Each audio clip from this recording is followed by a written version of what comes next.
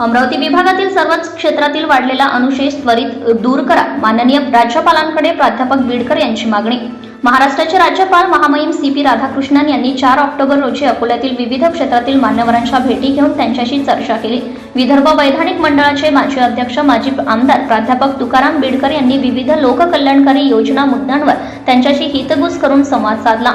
माननीय राष्ट्रपती महोदयांना साकडे घालून विदर्भ वैधानिक विकास मंडळाने तातडीने पुनरुज्जीवन करून ते कार्यान्वित करावे, अमरावती विभागातील सर्व सिंचन प्रकल्पांना ताबडतोब निधी घेऊन ते पूर्ण करावे, तसेच मूर्तिजापूर तालुक्यातील तिन्ही बॅरेजेस तातडीने पूर्ण करावेत। उद्योगधंद्यांमध्ये राज्यात मागे असलेला अमरावती विभाग, त्यातही अकोला जिल्ह्यात जास्तीत जास्त उद्योग निर्मिती करावी। संयुक्त महाराष्ट्राची निर्मिती होत असताना अकोला करार झाला होता। त्या करारानुसार लोकसंख्येच्या प्रमाणात विदर्भातील युवकांना नोकऱ्यांमध्ये स्थान देण्याचे ठरले होते। त्यानुसार तातडीने कारवाई करावी। शेतकरी आत्महत्याग्रस्त अमरावती विभागातील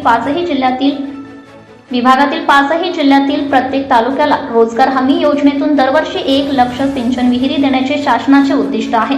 त्या संदर्भात शासकीय यंत्रणेने त्वरित कारवाई करून विहिरी पूर्ण कराव्यात। शेतातील विहिरीवर इलेक्ट्रिक मोटर पंप देण्यामध्ये अमरावती विभाग राज्यांमध्ये सर्वाधिक मागे आहे, करिता विशेष बाब म्हणून मागेल त्याला इलेक्ट्रिक पंप देण्यात यावे।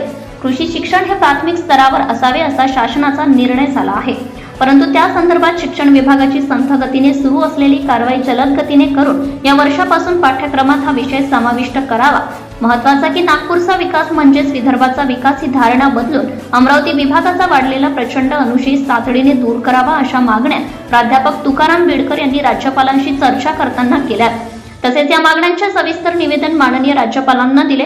या संदर्भात कारवाई करण्याची ग्वाही राज्यपाल महोदयांनी दिली असून याबद्दल प्राध्यापक बीडकरांनी राज्यपाल महोदयांचे आभार मानले। सत्यशोधक न्यूज चॅनलसाठी मुख्य संपादक संतोष गवई, अकोला।